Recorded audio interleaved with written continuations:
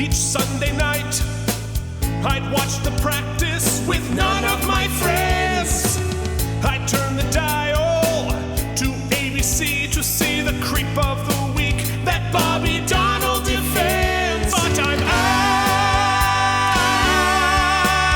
out of practice. With your hosts, Keith Varney. Out of practice. And Mike Andeglio.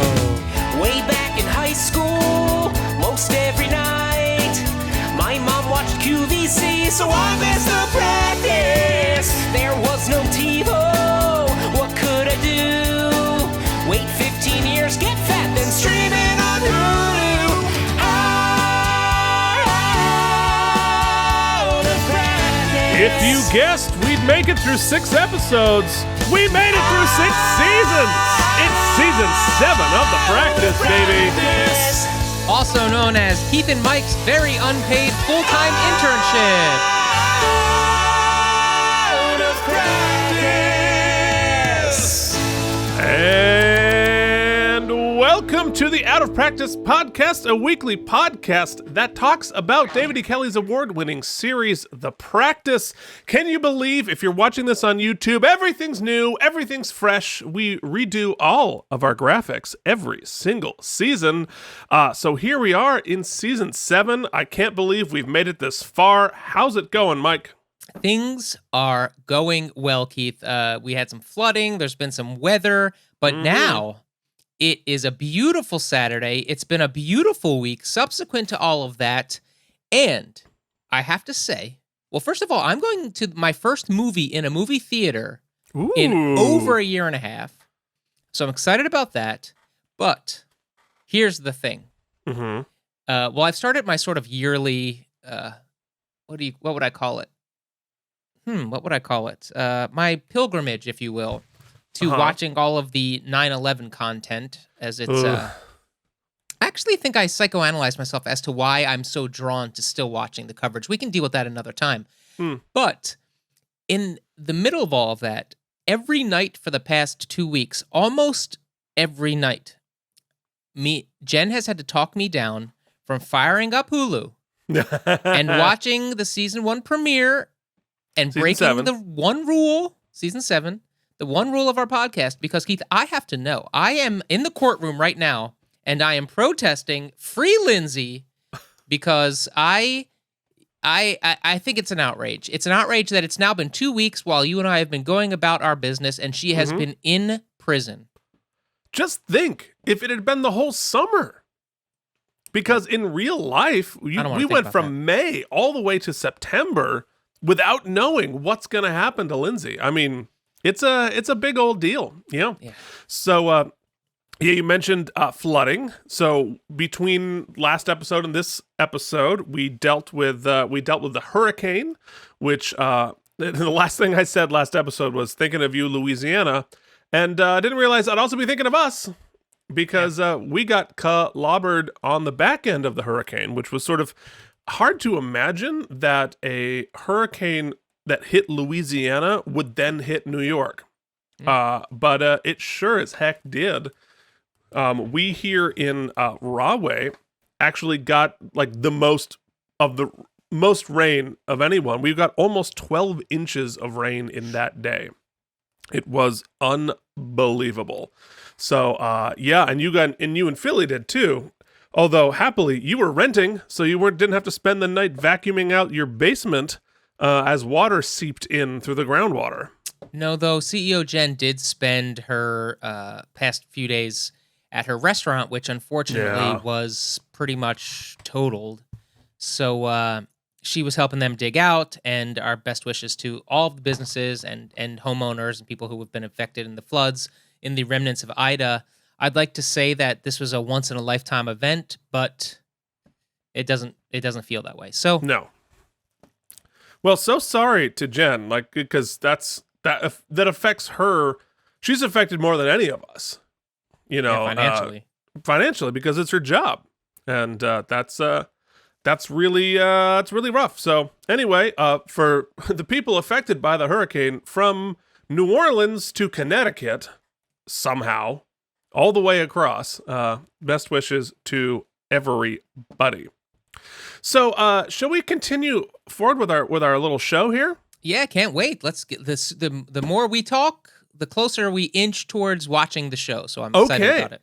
All right. Well, then let us stop talking ourselves and hear from some of our folks who had thoughts about both the season finale of season 6, but also last week's OOPSY Spectacular in a segment we call Filings and Subpoenas. Filings and Subpoenas. Filings and Subpoenas. Filings and Subpoenas. Okay. Well, you know what? I'm going to start with our good friend and moderator Phoenix talking about the end of season 6. We're going to go in order. So, this is Lindsay's just been convicted of the murder. So here's what Phoenix has to say. The prosecution made a mistake by only charging first-degree murder. Even getting a jury to convict on a second-degree murder would strain credulity. But given that O'Malley showed up at her door in violation of a restraining order, it completely conflicts with the premeditated nature that a first-degree murder fits into. It was obvious that David E. Kelley had a specific climactic outcome that he wanted and scripted the storyline backwards to force what had to happen. To paraphrase Walsh, that's some piss-ass crap writing. I've become more critical of writers who write backwards after having the work of Vince Gilligan to compare it to. He described his writing process of intentionally painting himself into a corner and then being forced to figure a way out of it in the next episode or season. One might make that point that Gilligan's success happened in a different era of television, but Breaking Bad premiered only 5 years after this episode. Learning that the verdict was filmed both ways actually makes it worse, because Kelley wasn't writing backwards from one ending, he was writing backwards from 2. Like, what did he do? Flip a coin? It's bad enough that it was hard to believe, but now it's just arbitrary. The season began with an over-the-top sensationalism and a series of unjust verdicts. I suppose I shouldn't be surprised it ended that way. If I seem unusually salty, it's because the show had some really good episodes in between. Now it's left me dreading what kind of shark-jumping ratings grab they're going to open with next season. Yeah. No, I think that's all fair.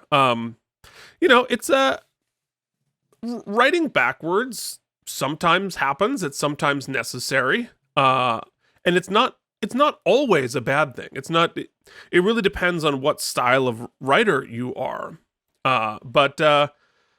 Yeah, I mean, I guess if he were writing this backwards, right, I feel like there would be a better way to do it. I have less of an objection with him writing backwards than how he wrote it backwards. But I certainly am. Yes, am I nervous about some shark jumping ridiculousness? Of course. But I also like that by choosing this outcome, he did the Vince Gilligan.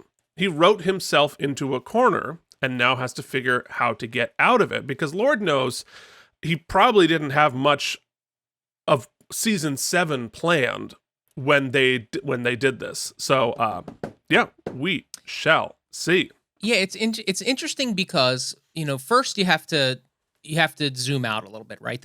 We're not talking about some of the great art of the 21st century, of the 20th century. It's not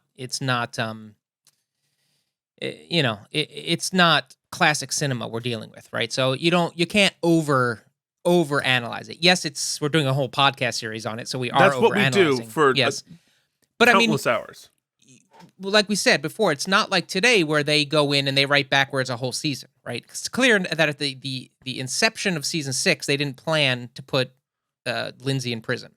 Right. Is my guess.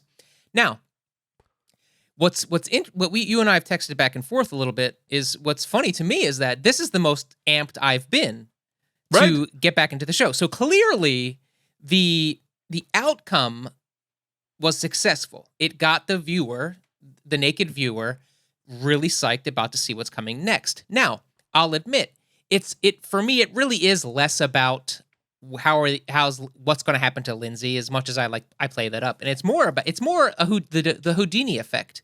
I saw the magician shackle himself, tie himself in all these knots, put himself Right. into a trunk, and send the barrel over the falls. And I'm now waiting to see, well, how does he come up at the bottom, right? So how are we going to get out of this mess?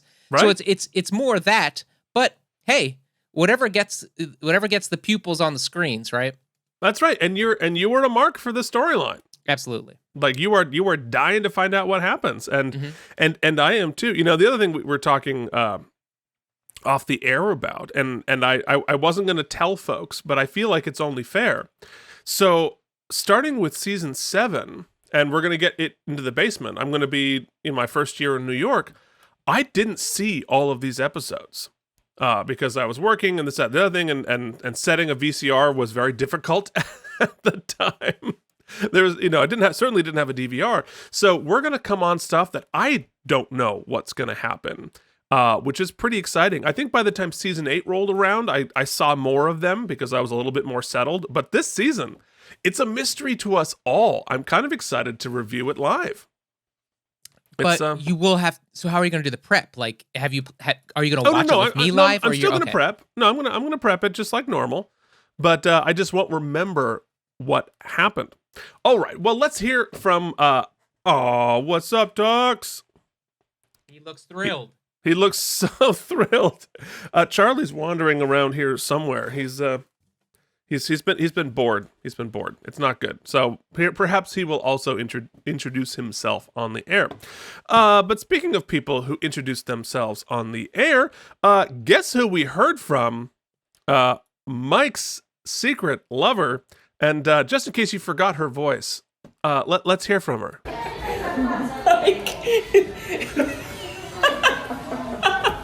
That was so funny, but I still love you. Okay, well, the who else but my own mother, who is definitely watching this right now, hi Mom, says, I want to see your production of Keith and Mike's Forever Plaid ASAP.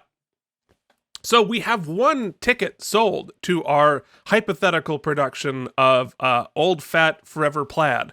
So that's going to be exciting. OFFP. You know me.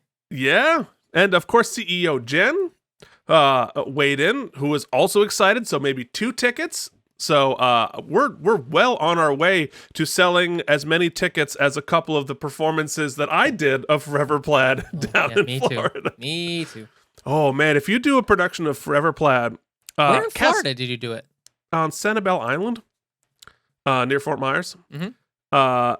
There's only 4 people in the cast, so when the cast outnumbers the audience, it's a little awkward, especially since you pull somebody up from the audience to be on the stage. So at some point, there's like 3 people there, like, we're gonna grab a random person from the audience. Keith, I'll tell you, when I did it in Rochester at DCT, which actually we'll talk about coming up, the general policy actually is if the audience outnumbers the cast, or if the cast outnumbers the audience, generally you try to just move the tickets and reschedule the show when you're doing a small little cabaret show. However, we had developed eventually such a antagonistic relationship with the proprietor of the theater we were at by the end. It had stopped selling by the end, and he didn't want to close it because he had us basically working for indentured servitude. So what did he care? So he started just being pissed at us, and so he would not reschedule the performances. So we would do the show for like 3 to 5 people, and it was something. So yeah, anyway. it's really something. Although, and we'll get to it at some point. But there was that time on tour with Titanic, I think it was like North Carolina, and there was a snowstorm that went through, and we were in this giant theater. It's probably 2,500 seats, 3,000 seats, and there was maybe 20 people in the audience, and it wasn't our fault. That one actually wasn't on us. It was the snowstorm, because they don't know what to do with an inch of snow. They were terrified, and we almost went off the road in the bus. Oh, that guy fell asleep a lot. Anyway, yeah, that was different all right. Different podcast. Anyway, we're gonna get to it next season. Next season, season 8, we will actually be talking about these stories. It's very exciting. So if you would like to communicate with us and join our heroes of, Moderator Phoenix and Mother Mom, Mike, why don't you tell them how they can contact us? Well, Keith, they can contact us by writing us at outofpracticepodcast@gmail.com or at outofpracticepodcast on the Instagram or the Facebook, or you know what else? You could just leave us a what's up on the YouTube's.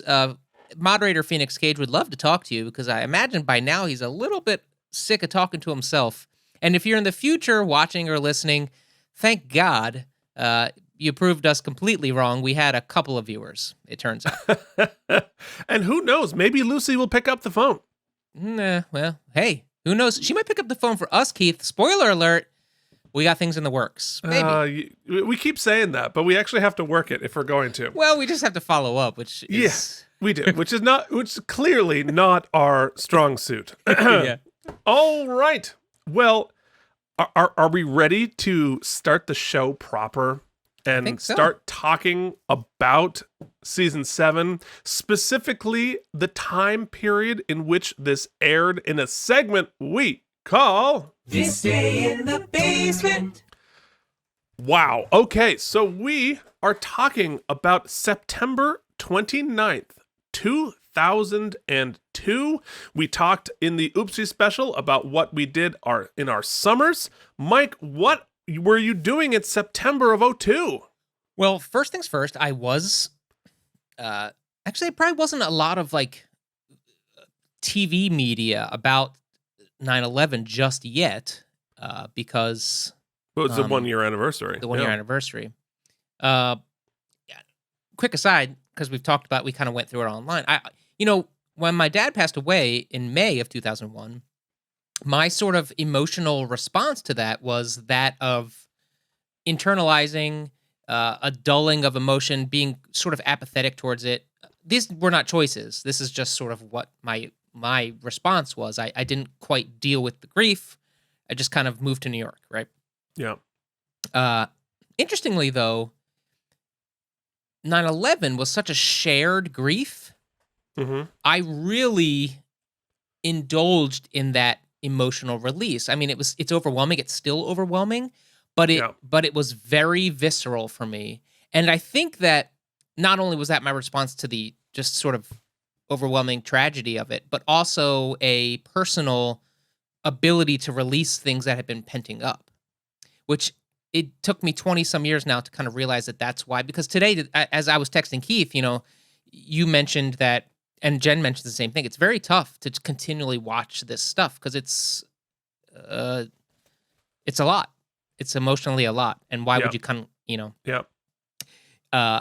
And for me, I think that's what it is. I think it's this sort of pilgrimage to just back to feeling the grief to acknowledge it, maybe. Anyway, and that's it's connected to your personal grief, right? So it will probably be inextricably so, in one way or the other.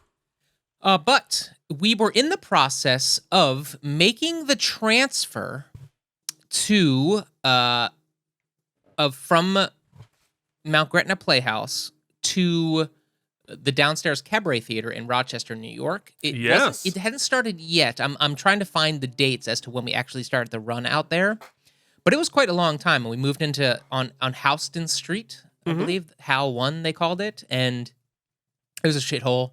But it was my first big run, and I do have video of it in the continuing trauma that is me trying to get these videos. You don't have an RCA cable yet? No, I got the RCA cable, Keith. Get ready for this. This is so beautiful. I got the RCA cable. Now, the VCR that I have borrowed from my sister is a Sanyo. So now I've got the HDMI to RCA. I've got the RCA cable. I've got the tape. I've got the VCR. I've got it plugged into my laptop. I've got everything you could possibly need. Mm-hmm. I don't have the remote control for the VCR. God knows where that might be. But who needs it, right? Well, right. Keith, do you know what this Sanyo is lacking? I got it over here, but it's lacking a rewind button. You can only rewind the tape via the remote control. What? Which I don't have. Yeah, it's the worst design of any piece of technology I've ever seen. There's only 3 buttons you need. Right. Play, fast forward, rewind. It has record, it has stop. There is no fast forward, there is no rewind, and I'm talking, there are no other physical buttons on this thing. It's not like I missed it. So you need to buy a universal remote. Yeah, there's a lot happening, and the payoff is not going to be worth it because what I have on VHS isn't great, but nonetheless, the video I have is like our closing weekend, and it's from October of 2003, so it's real close to when I met you, so it actually might be next season, but I've got some pics and stuff, but just as a teaser, Keith, I do have something from a video I digitized before. And there she is.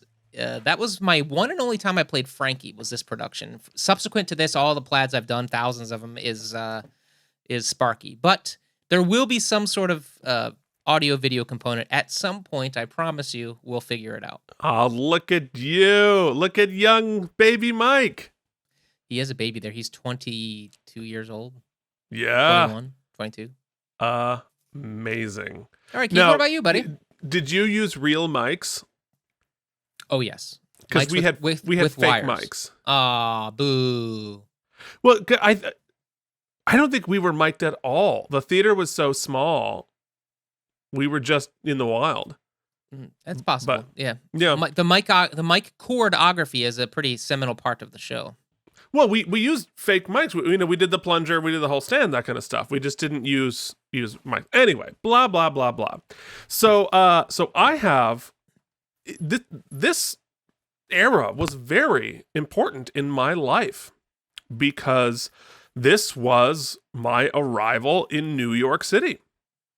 And I went back into the old emails, and so I officially moved on September 15th, 2002, 4 days after the first anniversary of 9/11, which, let me tell you, the vibe in the city was somber. It was very, very somber. But let me tell you, so that you see the picture there. This is where I moved into my apartment with my buddies Mike and Jen, both of whom were voice majors at Eastman with me. And we were the theater kids. We're going to move to New York City and build a life in musical theater. And we found this apartment in Prospect Heights, Brooklyn. And that's what it looks like today. And let me tell you, I wandered around on Google Maps. Wait, this isn't the apartment off Eastern Parkway. Yes, it is. Wait, you had that apartment the whole time? I did. Oh, I didn't know that was the... So you only ever had that one apartment? Until I moved to Queens. That's right. Right. Wow. You lived in this building. I lived in this building. Yeah. And let me tell you, I took a Google map wander around the area. It looks very different than when we were there. Yeah, I'm sure it does. It was a little rough around the edges when we were there. The walk from the subway home was always a bit of a nail biter. It's a little rough. But all right, so I need to tell the story of my move. Yeah. Because, all right, so I took a U-Haul down from Vermont with my stuff in it, and we picked up Jen's stuff in Albany. And then I and Jen's older brother drove down because Jen had something to do. She couldn't show up at the apartment for another week or two. So the only person who was going to be at the apartment at the beginning was me. So I drove down with her older brother in the U-Haul, driving into New York City for the first time ever, driving. And again, like I was at a point there where I would drive a mile out of my way to avoid parallel parking. And I was terrified to go on a 2-lane highway because like passing, it was so too much. It was terrifying. I'm from Vermont. I'll drive in a foot of snow, but like 2 cars in a row is just too much for me. So what we decided to do was we drove down in the middle of the night because we were so afraid of driving into the city with all the other cars that we left Albany at like 1 a.m. and drove into the city. And so we had a plan though. So we needed the keys, obviously. And so we made a deal with the super. We're going to meet you at 6 a.m. At 6 a.m. to give us the keys, and then I'll move in and we'll do our thing. So we white knuckle our way into the city, into Brooklyn, and we pull up in front of the place at 6 a.m. And, so we had to call from a payphone because didn't have cell phones at that point. Call the super, and no answer. And 6 a.m. goes, and 7 a.m. goes, and 8 a.m. goes.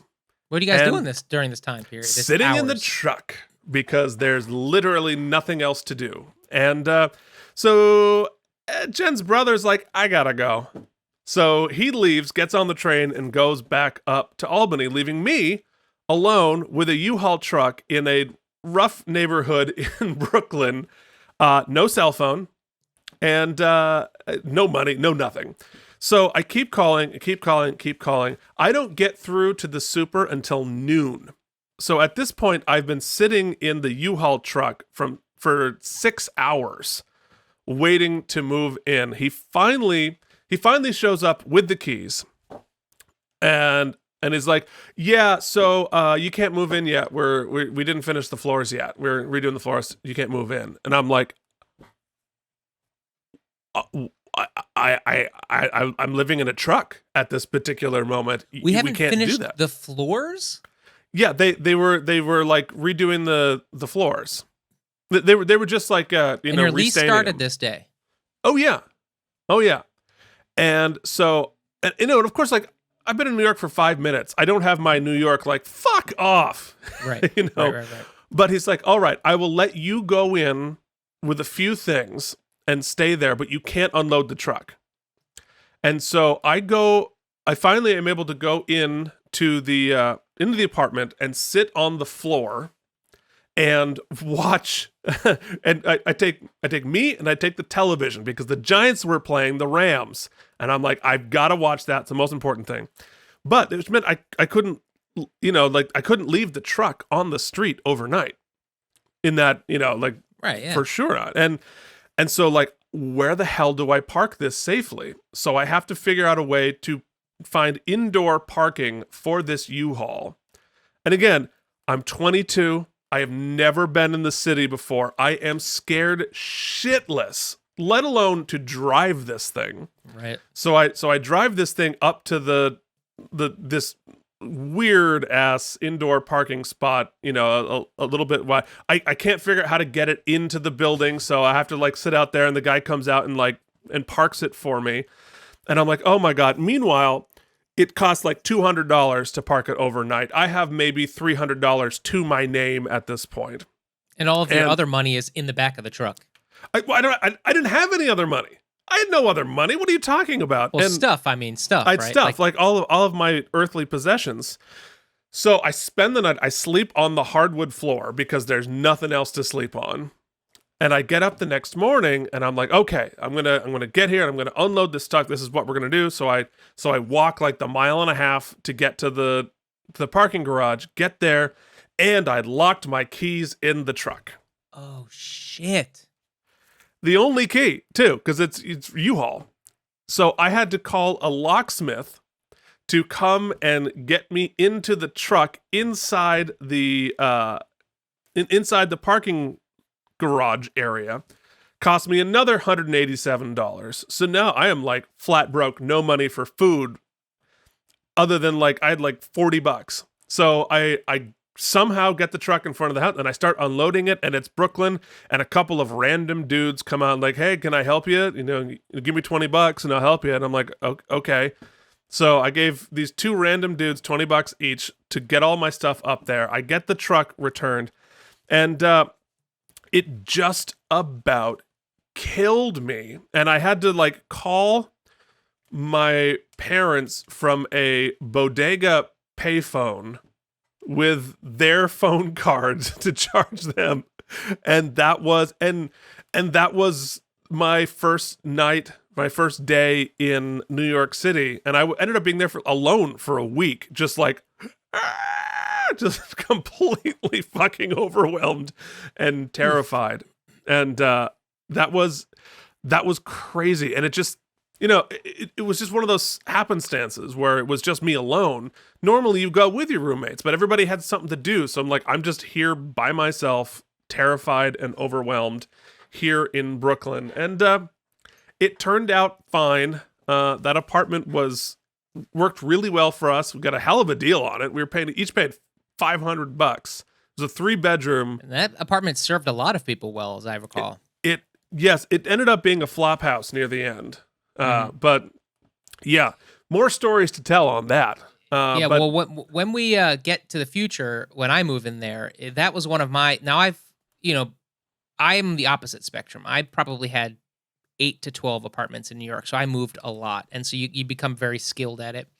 And I learned how to never have more stuff that I could move in 6 hours. Right. Yep.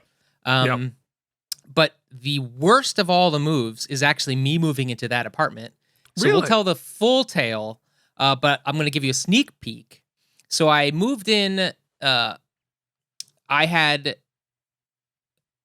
trying to remember the exact scenario, but what had happened was I had to move out of my girlfriend at the time's apartment. And I had no stuff, right. and so how I ended up getting my stuff, I went to my brother's house for like a few nights, and then all of my stuff got moved, and my stuff wasn't a lot.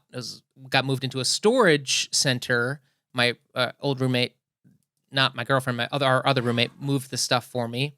It wasn't a lot, as I remember. It was like a desk chair, some suitcases, a lamp, a TV, I think, and into stolen projector. A storage place on Atlantic Avenue in Brooklyn. And there's a scenario. Me and Keith. Keith has a room for me, and I'm going to move in there. But I drove back. Long story short, I end up illegally spending the night in the storage locker on Atlantic Avenue because I couldn't move in till the next day, and I was in a day early, and I couldn't afford a hotel. So the day before I move in with Keith and move all my stuff, I slept in the storage locker, which is the one and only time I did that in my life. Turns out you can actually go on YouTube and find people who like do this a lot. And like make whole videos about like pimping out a storage locker. So, but the storage locker in Brooklyn in Atlantic Avenue with no light, not awesome. Not ideal. Not ideal. Yeah, no. Atlantic, all of these areas today, like we couldn't afford like 1 bedroom in that apartment anymore today. But back then, a little rough around the edges. Yeah. So I am in New York City. Mike has stolen my place in Rochester. Let's see what the world's up to in a little segment we call... It's time for the Out of Practice Podcast's This Day in the World. The greatest hits, the biggest movies, headlines from Vermont, essential sports updates, and for some inexplicable reason, the weather from 20 years ago. Now back to Keith and Mike. Okay, folks. Moment like this. We are talking about September 29th, 2002. And Mike is very helpfully giving us a cover of the top song off the American Idol finale. A moment like this, the Kelly Clarkson tune. Let's all tune in and give him his due. Some people wait a lifetime for a moment like this. Don't forget the key change. A moment like okay. The American Idol Season 1 finale was September 4th, 2002. So, not surprising, a couple weeks later, they released the single, and we have a moment like this. While Mike, hums the bridge, we are going to talk about the local paper. The Burlington Free Press talked about Iraq rejecting UN search of palaces, because we were...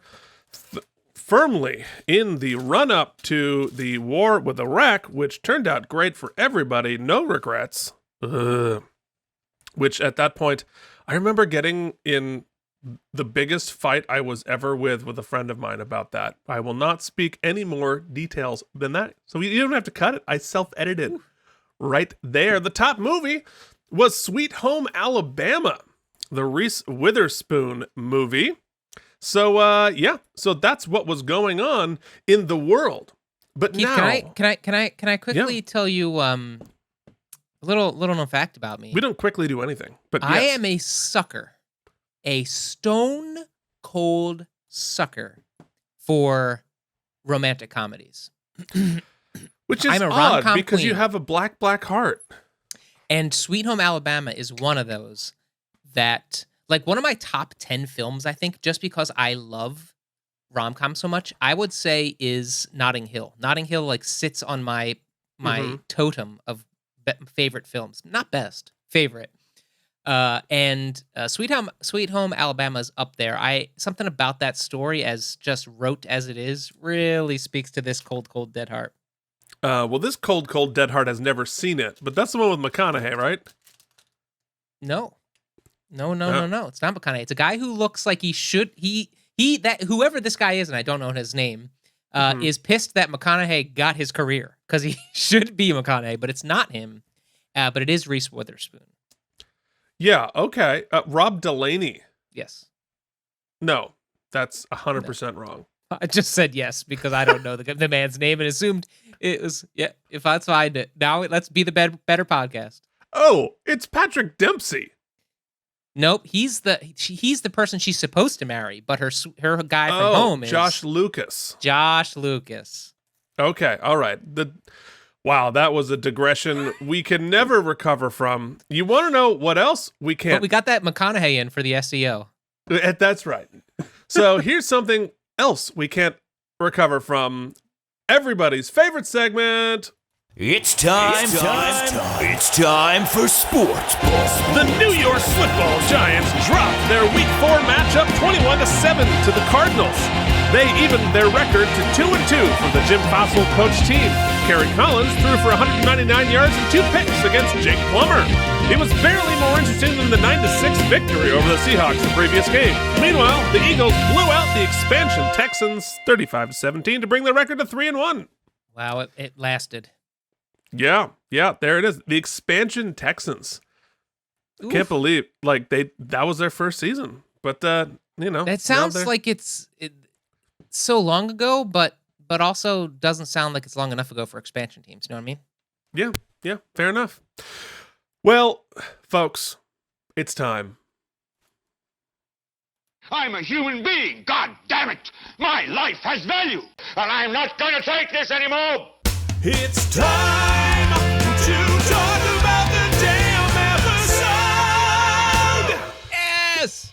Well, folks, we are talking about the season premiere of The Practice Season 7, Episode 1, entitled Privilege. And if those of you, like Mike, have been jonesing for a continuation of this story, well, I've got good news for you. It was written by the same writer, David E. Kelley. It is directed by the same director, Dennis Smith. Here we go into season 7. And I think it's time. We have not figured out our theme yet. But it has to be organic. It'll find itself. Yes, it does. So it is now time to ask life's eternal question.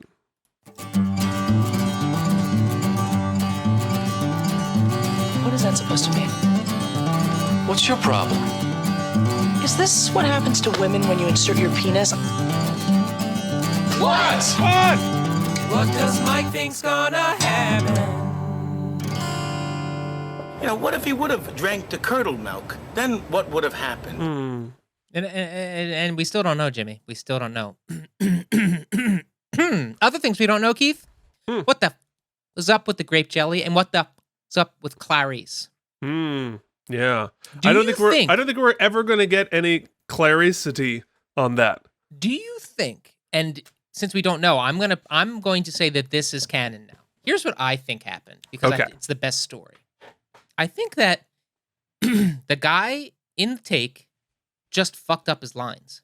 And I think that Kelly Williams is such a stellar actress that in real time she just made the choice to correct him in character. And for whatever reason, there was something about the take that they just liked, or maybe, God forbid, something happened to the coverage, and they were just like, let's use it. I love that story. I find it almost impossible to be true, but I love that story. So that is the Out of Practice podcast canon. And all right, so I'm going to explain the grape jelly. Okay, great. I love it. The same way. Okay, so what we forgot was that the Fonz, our good friend Henry Winkler. Henry Winkler, secretly is a giant jelly head. He is obsessed with the actor, not the character. The actor is obsessed with grape jelly. And in his writer, there must be 8 large containers of grape jelly everywhere. And a similar thing happens. He is so committed to the grape jelly, he refuses to have it more than 4 feet away from him at any time. So they had to hide it all throughout the set. And it was just like when you tape your lines to something, they had to put grape jelly everywhere. So if he needed a handful, he could just go for it. And so by accident, when they were filming it, they opened up a cabinet and like, oh shit, there's a whole ton of grape jelly here. It's Henry's. What are we going to do? You know what? Let's just write it in. And all right, everyone, I want you to write in and let us know whose thoughts are more plausible. My very rational possible explanation or Keith's batshit absurd, Henry Winkler's really into jelly. Although, Keith, I will say that I'm so glad you have, what's the word a spiritualist would say when you bring in, like, what would Oda Mae Brown say from Ghost when you bring a spirit in? I summoned. That you summoned the spirit of Henry Winkler because let's not forget, Henry Winkler in his Happy Days universe was the original shark jumper. That's true. And I'm indeed. feeling like, as Phoenix said, season 7 could be the season of the jumping the shark. Yes. So as we begin our journey of shark jumping, here's what I think here's my implausible pitch. Here's my shark jumpy pitch. Oh, wait. The implausible pitch. Season 7 is the shark jump pitch. So they somehow decide that we have to go full Schmitzovitz. He won so many oopsies I can't pronounce his name. I'm just gonna leave it. I'm just gonna leave it where it is. The DA, they got to make him. They have to make him an ultra villain. So we're going to spend the first episode doing some investigative work and find out that the DA, the ADA here, did all kinds of nefarious things. He started threatening the lives of jurors. Ooh. He started threatening. He has some mob ties. It's going to just be. It's not going. We could find like a procedural error to like give her an appeal, but no, they're going to go full on. He's evil and like totally has to. It's a total mistrial because he just like he interfered so egregiously with maybe he gave Hannibal the address. Anything could happen. Anything could happen. Yeah. All right, that's my pitch, bitch. Okay, this is the season of Shark Jump pitches. It's Shark Month, Shark Week, Shark Season. Shark Season. All right, it is time to hop over to your podcasting service of choice to listen to us. Listen to The Practice. We will see you back here for the oopsies.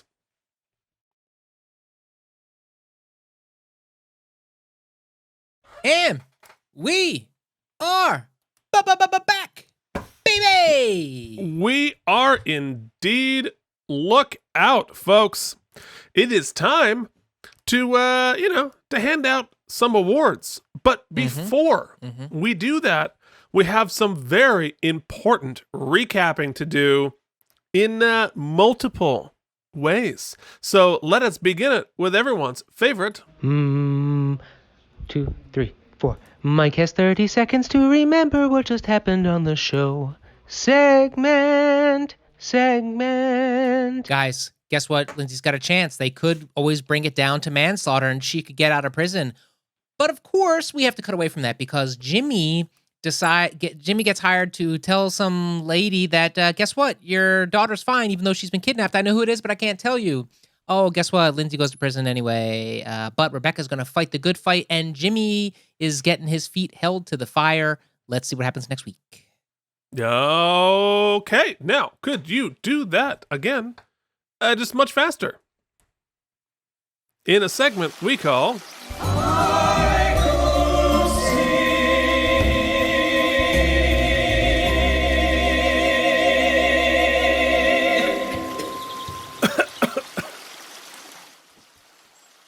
Bye-bye, Lindsay Dole. Should Helen forces Jimmy's hand. It's all up to Beck. Yes. Okay. I think that was a better recap than the 30-second one. Yeah, we could probably do folks. away with the 30 seconds now. I love the bumper, but I think we could probably just go right to Haikupsi, right? Like, should we streamline? Streamline? When have we ever streamlined anything? Then we talk about like what we're going to do after this, and I'm like, I want to do it in 20 minutes. I don't want to do any graphics. I want to do nothing. No. We don't streamline. Okay, well, folks, now it is time for, this. Out of Practice podcast, in unofficial, unsolicited, unfactual association with David E. Kelly Productions, proudly present Oopsie. The Oopsies! Celebrating You're showing me the preview excellence again. in acting good, lawyering good, guesting good, and being Tom Brady. Not to mention, this is where we rate the episode and stuff. Now, here are your hosts, Keith and Mike. What the hell are the Oopsies? Well, Jackie, they're a fake awards show that always begins with the following category.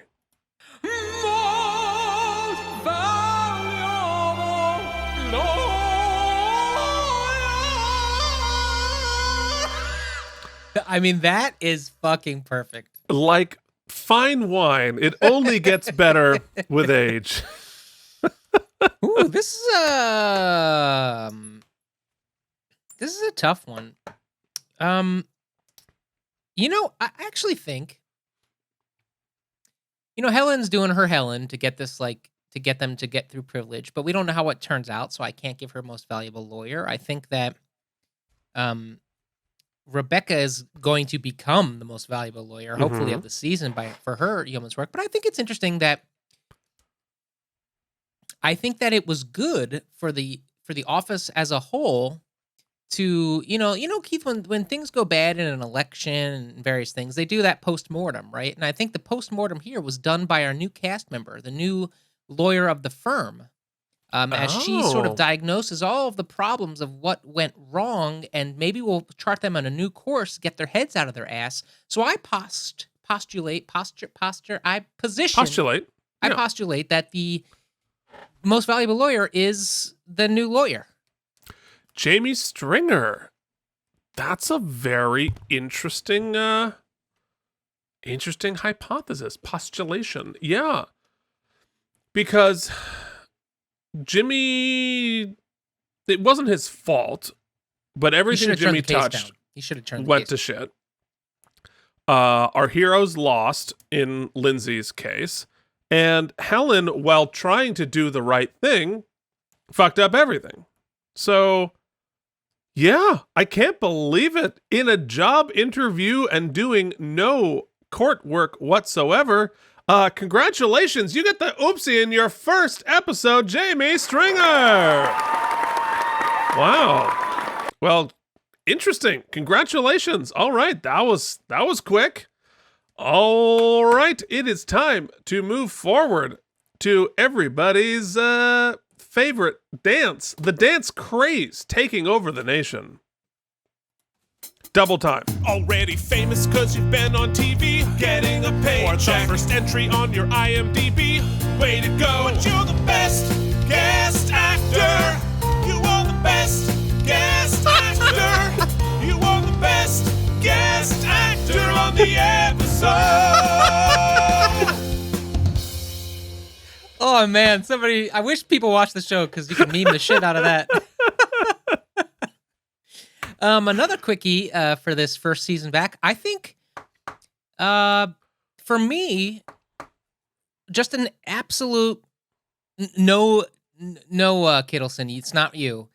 I think the mother of our kidnapped victim, the real mother, biological mother, yes, gave a really great performance this week, and it had to be both.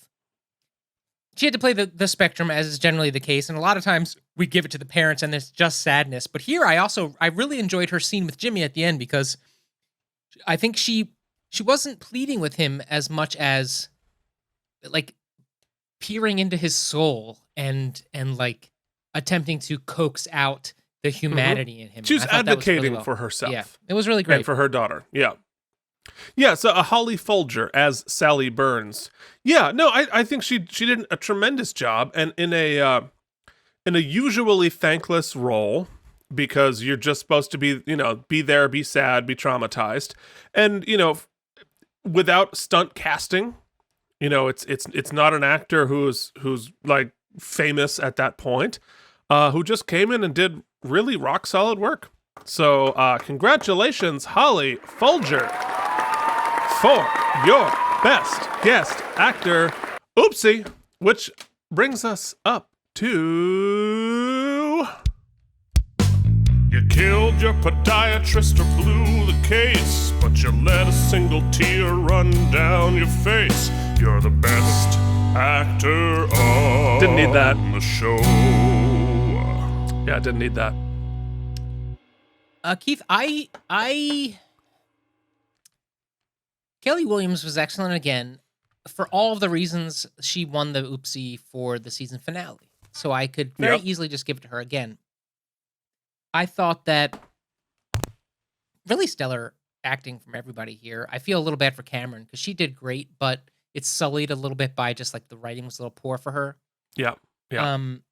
But I feel like Bobby had a Herculean task, or Dylan had a Herculean task here in like they made Bobby really human again this episode, and changing gears and finding that hook.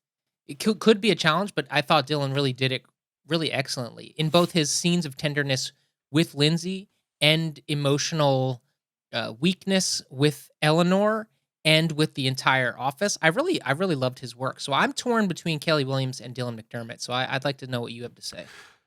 Yeah, no, I agree with what you said there. I mean, I think I thought Kelly did tremendous. I mean, we've been watching her heartbreak for episodes and episodes. But yeah, no, I think it's Dylan because we saw his walls break down a bit here in a way that we very rarely see, and that's a hard thing to do. It's hard to do a closed off person breaking down.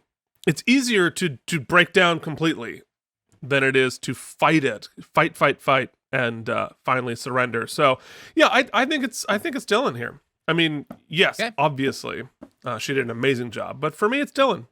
Okay, I'm in. All right, congratulations, Dylan McDermott. Now, Keith, everyone, the millions and millions of downloads a week are begging to know: are we going to continue the joke into season 7, or are we going to finally let it rest? Here's what you do with a dead horse. Do you let it rest? Do you bury it 6 feet under? Or do you keep beating the shit out of it? That's what we're gonna do. Woo! It is time for the Tom Brady Award for being Tom Brady. Yeah! Now, maybe last season I allowed us to avoid making Tom Brady murder anyone or be murdered, right? We kept the gore out of it. We would like not to be, thrown in prison when Tom Brady has an accident. But since we're going for it, Keith, since we're beating that dead horse, should we make this season they all have to be graphic? I think for the same legal reasons as before, maybe not, but I'll give you one better. This is the season of jumping the shark. Oh. They all must be shark related. Okay. Let's see if I can. Okay, yes. Okay, so this episode is about a kidnapped victim. So this week's award, I can't wait to see you Photoshop this, is Tom Brady with a room full of kidnapped children being eaten by sharks. Now, Tom Brady's not being eaten by sharks. The children are being eaten by sharks. Mike refuses. Mike's objective for season 7 is to get me arrested. So just to clarify, that's Tom Brady with a room full of kidnapped children who are also being eaten by a shark. Great. That's great. Now, we can go full forward this year, and you can save them all for the season finale again. That can be your out. Well, we're gonna. That's true. And never show them anywhere. All right. Except for that one fateful YouTube episode. Yeah, exactly. But nobody watches anyway. It's fine. Yeah, it's true. All right. Well, congratulations. That.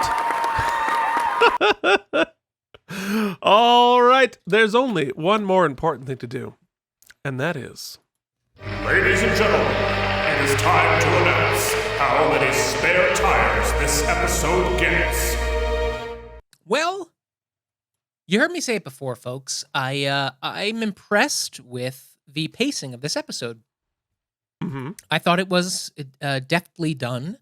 They gave us a potential out in the beginning, which excited me, but also petrified me because I thought it was going to be a cheap way to exit. To just like, oh, the judge turns it off. Like we've done that before with civil cases we've tried. So I'm glad they didn't do that. The fallout of that is that Lindsay goes to prison. So that sucks. But, Keith and I have been asking for seasons now for Rebecca to have a bigger role in the show. And what bigger role than the biggest case we've ever had?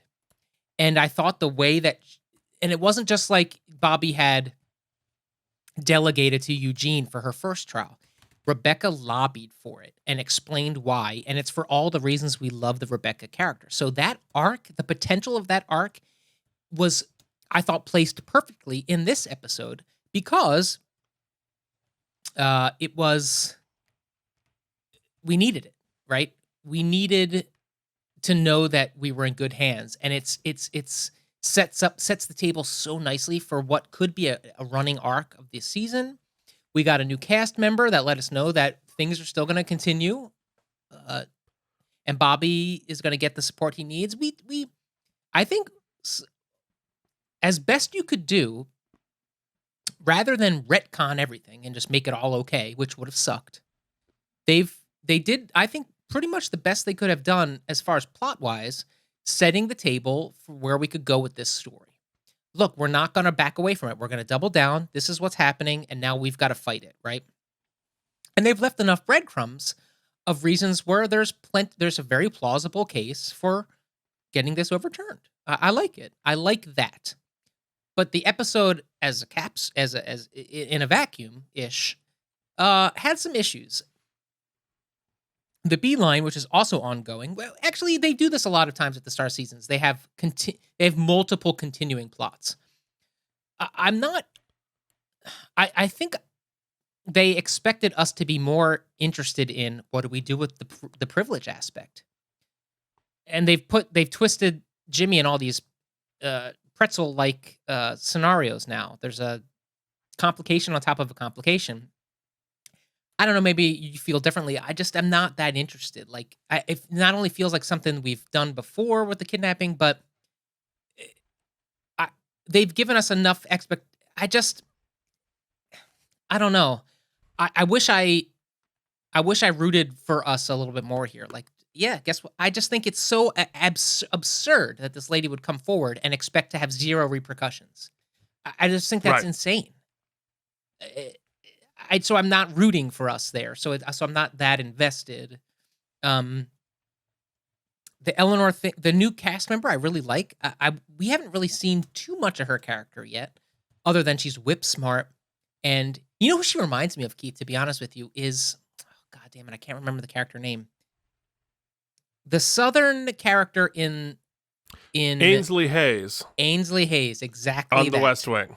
It's almost like the same character so far. I'm sure she will be different. Obviously. It's probably just a touch of Jessica Capshaw's Southern lilt just sneaking in around her fake non-Southern accent. So I'm excited to see what dynamic that brings to it. It's funny to see Lucy playing as the elder statesman. You know what I mean? Right.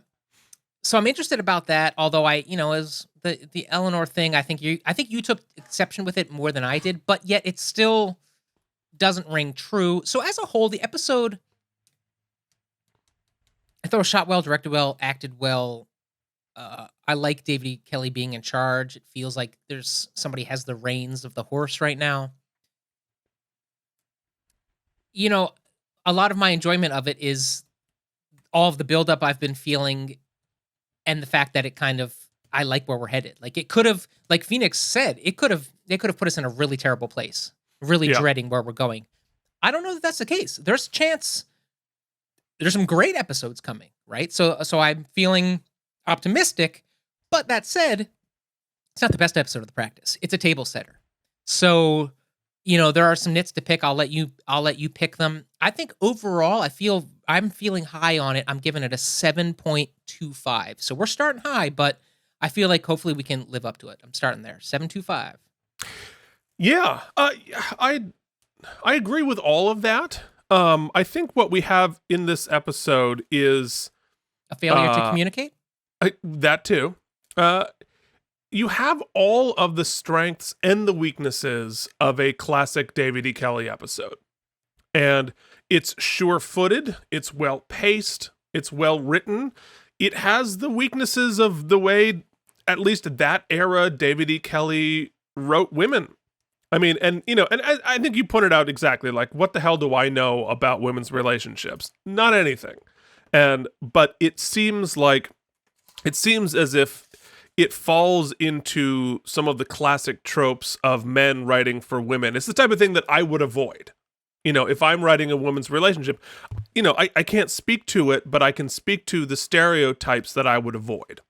And that this episode showed a lot of those stereotypes, the type of things that David E. Kelly has struggled with in the past in the series, reared their heads here, and since we've navigated away from it for the last couple of seasons, it was pretty jarring to see Eleanor and Rebecca sniping at each other for no reason.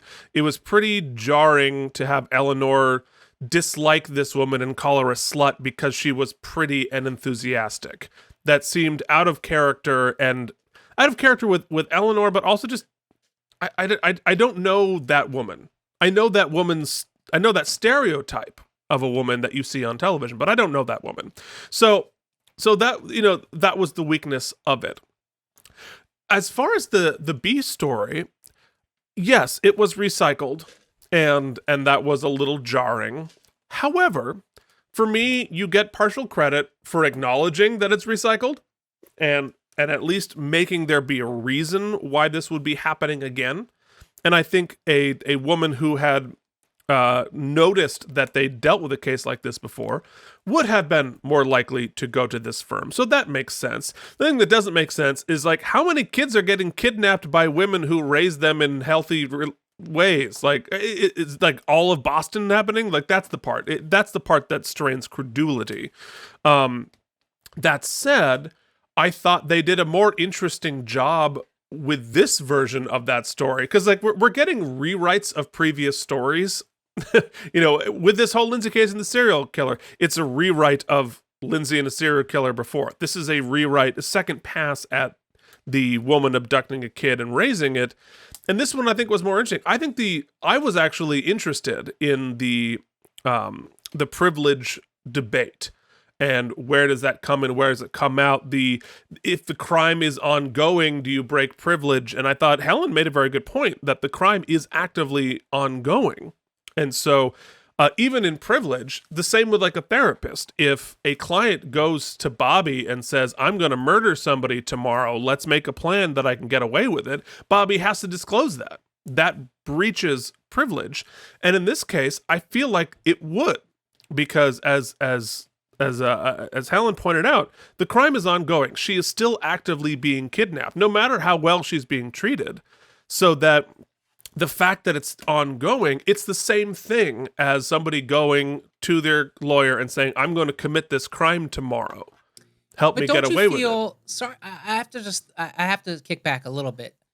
What you're that question is the interesting parcel of this. But they only deal with it in that one exchange in the courtroom between Helen and Jimmy. The majority of the storyline in this episode, if we're taking it as just this episode, is about the emotional feelings of the mother pleading with Jimmy to feel bad about it, which is the exact same beat we played in the other episode. Yes, they acknowledged it, but we didn't really deal with the privilege aspect as much. Eugene did. I think it was about, the episode was about the tough position that Jimmy was in, and Jimmy having to, make these practical and moral decisions. It was a debate whether like the practical decision versus the moral decision. And, and so you have sort of an angel and a devil on Jimmy's shoulders. But, I found that compelling. I found that interesting. I would like to know from a legal perspective, at what point does the lawyer have to break privilege? Because I know, like, I'm going to murder that somebody, you have to break it. Do you have to break it if I'm going to go and, like, shoplift a candy bar? I doubt it. So where along the line do you have to break that privilege? I don't know. Because the risk reward of it still baffles me.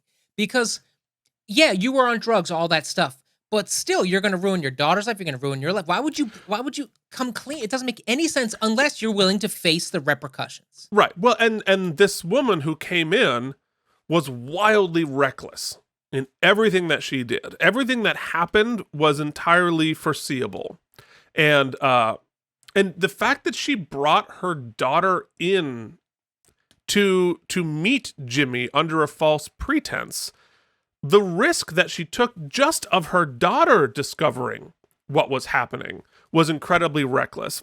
You could point out that abducting a baby is pretty reckless too. So maybe that is part of the character. Well, I mean, her point, I think, at that moment was like, I'm going to tell these people that the daughter's okay. So I want you to see, Jimmy, that she is actually okay. No, and that was the justification that she had. But the whole thing was wildly is she reckless. Okay? She doesn't know she's kidnapped.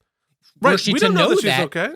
She might not be okay. And even, like, is it okay? I don't know. I mean, I don't know. Anyway, so this isn't an adopted baby finding out that knowing that she wants a relationship with her. It's not that at all. It's an abducted baby. That's a very different thing. So it's I don't know. It's complex, but I did find it compelling. And the other thing that I found compelling, I liked the way they handled the Lindsay case through this. I actually really liked how we did it because I thought the sentencing argument was well articulated on both sides, and that the judge being in the position that he was, it made sense that he upheld it. I'm surprised that the sentencing guidelines for a first offense, even murder in the first, would be life without parole. But I don't know. I would have liked a little bit more clarification on that, but it was simple for our storytelling purposes. I liked the emotional repercussions. I liked showing Bobby Jr. I thought that was a great scene. And the thing that I liked, as you said, the thing I liked most about this entire episode was not just handing the ball to Rebecca taking the ball, Rebecca asking for the ball. And I like, I really like her being the one who takes this over. The logic of why it would be her and not somebody else makes so much sense. And I like her character's sense of power to do so, taking stage and taking what she is right for. I really, really liked that. And so that was the moment in the episode. Your reaction live to Rebecca saying that was my reaction prepping it. I was like, hell yes. Now I'm excited for the rest of this storyline. That gets me jazzed. So it's funny. I was going to knock the episode more for the sort of gender politics. And I'll say the last thing. I really like Jessica Capshaw and Jamie Stringer coming in, and I'll tell you why. And I like the actress very much. Anyway, but I like adding to our stable here a dose of enthusiasm, a dose of joy in the office, a dose of like, I'm happy to be here. I'm happy to be doing what I'm doing because, it's gotten a little dour. It's gotten a little grim around the office. And to have somebody there who is like, I'm pumped. I'm psyched. I'm cheesed to be here. And I think that adds a color that the show has been missing. So it's not just adding another cast member for the sake of adding a cast member. It's adding a note in the symphony that I think will be really palate cleansing. I'll add to that, and I mentioned it in my and I'll let you get to your numbers in a second, but I think what I also got from this episode that I like, and I think I said it when I said that they doubled down, right? Like Phoenix said, they could have gone to some huge shark jumping thing to get us out of this mess, but no, they've doubled down. And they've showed what I think we've been saying has been lacking in the writing towards the end of last season. They've showed a confidence of we know how we want to proceed and we're going to do it. I hope that they stick to it, but that confidence is reassuring, especially on the first episode of the season. Yep, for sure. So, I think I would give it probably like an 8.5. Okay. But I'm gonna knock it a half a point for the gender politics of it. So I'm going to give it an 8. Okay. So I'm going to give it a solid 8. 7. I said 7.25. You give it an 8. So we're like at a 7.75-ish. Yeah, something like that. And I think it deserves it. And I'm excited for next week. And it feels, this felt for better and worse like the classic practice that we have been missing. Yeah. So, all right, folks, guess what? We did it. We only have one more thing. We gotta do the Easter egg reveal. Oh yeah. You're right. Hold on. Here we come. I mean, come on. Let's not forget the Easter egg reveal. You know what? Let's hear it again.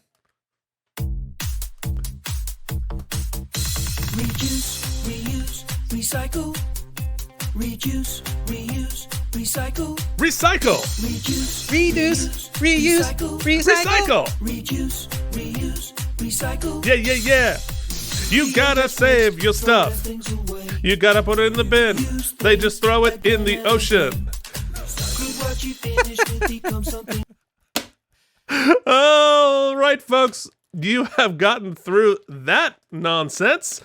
And if you would like to contact us and tell us, guys, what are you doing? You still doing this after 7 seasons?